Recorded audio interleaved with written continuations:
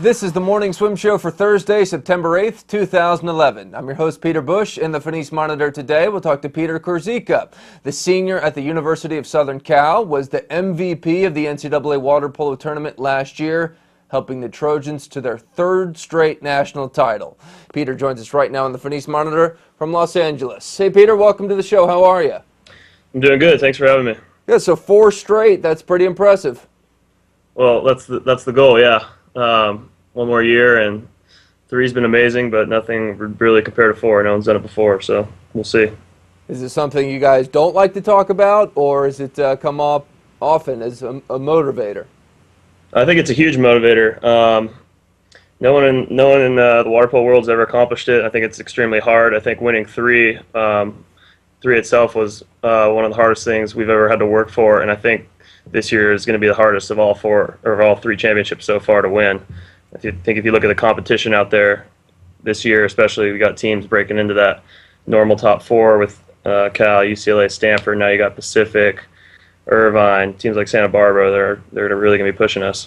Do you think your team? How does your team compare to the last 3 this year? I think we're very young. I think we still have that niche where we're really close, and we are all buying into the system. We all want to become better players individually as well as a team.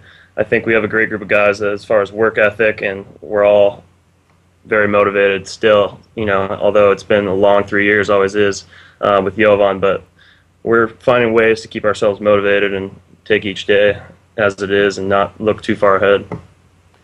Who seems to be the biggest challenge to you this year? Is it still Cal like it was last year? I would say yes, especially being that NCAAs are at Cal again, and obviously they were there last year when we played them, and they're gonna be extremely motivated to come back and revenge last year. And you look at their team and how much talent they have, and they have a bunch of guys who are going to be there now for their 5th year. They're coming back after they use their redshirt year, and they're going to be hungry, and they're a very talented team. Very, very good group of guys. So we'll see. There's always going to be good teams. I think Cal, UCLA, Stanford, it's always going to be a battle. You can't take any game lightly, and we're going to have a really tough year because we get to play all these teams 3-4 times a year. Your bio describes you as a full-fledged offensive threat and defensive lock. Does that just mean you don't cherry pick? What does that mean exactly?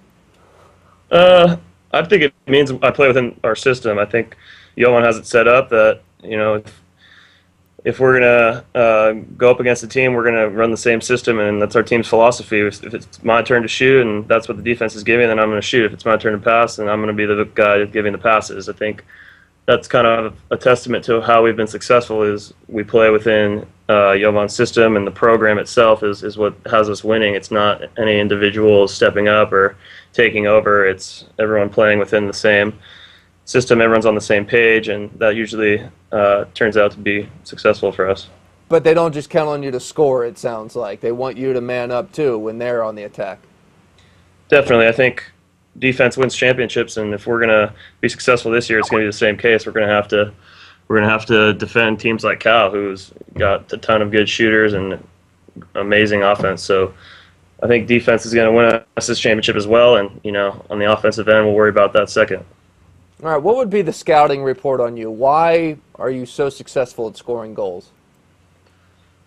I think I understand the game. I think over the past 3 years, I've really developed my water polo IQ, and I understand when it's a good time to attack, when not to, and I finally feel like I'm getting back to being very healthy, where I've kind of got my leg strength back, and I'm just being a little more aggressive now.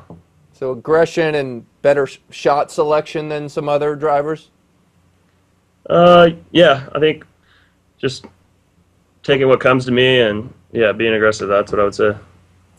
How will it work in terms of next year with the Olympic team? I mean, you're one of the best players in college water polo. You would think you got a good shot, but you're not technically on the national team now, correct? That's correct. I've trained with them. Trained with them for a few years now. You got a lot of the older guys who have been playing forever, and they're working to win a gold medal. And anytime you have guys that have been playing together for that long, they have that extra niche on you.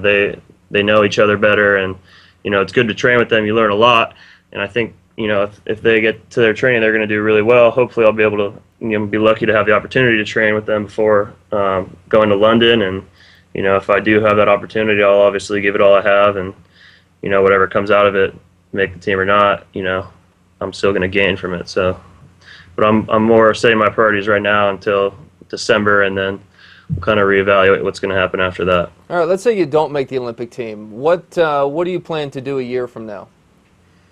Well, I do have another semester of school I will have in fall of 2012 to earn my major degree. And then after that, we'll see. I'm not completely sure. I ask myself that a lot, but as well, a lot of other people ask me. But I think for now, it's important to really just work every day to achieving a fourth national championship. I think this is a special opportunity, and I don't want to, be worrying about my career after when I have this great chance right in front of me. I'm trying to focus on the goal at hand.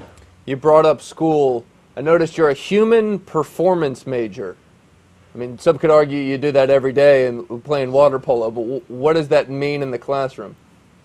That's funny. Actually, I just switched back to what I originally started majoring at USC, which is policy planning and development with real estate development track. But I was taking classes for 2 years, thinking I wanted to be a human performance major.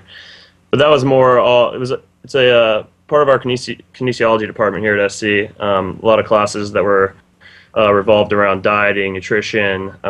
There's some sports psychology classes, some sports sociology classes, and then you have to take the bios with the pre-med students.